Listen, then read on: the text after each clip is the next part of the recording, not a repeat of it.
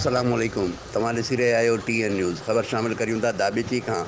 Sindh action committee जे सॾ ते सॼी सिंध जियां दाबेचीअ में बि STP कारकुननि उमर नायो अब्दुल लतीफ़ शाह बुखारी जी अॻवानी में एहतियाजी मुज़ाहिरो कयो वियो। इन मौक़े ते उमर नायो अब्दुल लतीफ़ शाह बुखारी ऐं ॿियनि चयो त बैरिया टाउन जी वालार ख़िलाफ़ सिंध एक्शन कमेटीअ जो पुरअमन धरणे सां हुकूमत मुकमल तौर ते बौखलाहट जी शिकार थी करे सिंध एक्शन कमेटी जे मरकज़ी अॻवान ऐं कारकुननि मथां कूड़ा केस दाख़िल करे उन्हनि जे घरनि ते चढ़ायूं करे उन्हनि खे गिरफ़्तार करे हिसाए रही आहे, जेको क़ाबिले मज़म्मत जोॻो अमल आहे, जंहिंजी सख़्त लफ़्ज़नि में मज़म्मत कयूं था। हिन वधीक चयो त असांजा हौसला बुलंद आहिनि। सिंध जी ज़मीन बैरिया टाउन खे कंहिं बि सूरत में न ॾींदासीं जेकॾहिं ॾाढायूं बंदि न कयूं वेयूं ऐं गिरफ़्तार थियल क़ौमी कारकुननि खे आज़ादु न कयो वियो त दमादम मस्त कलंदर कयो वेंदो।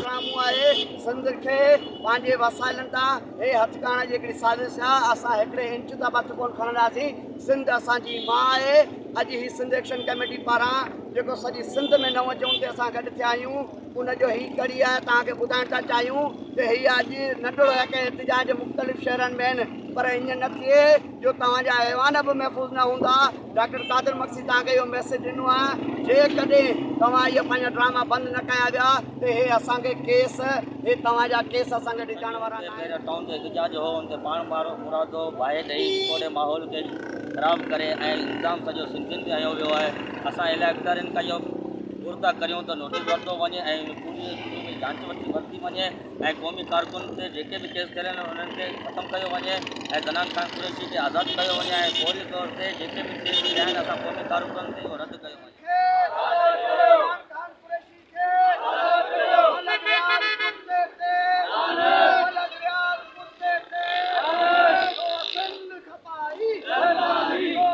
कैमरामैन टीम सां गॾु शाहिद समूह TN न्यूज़ दाबेची।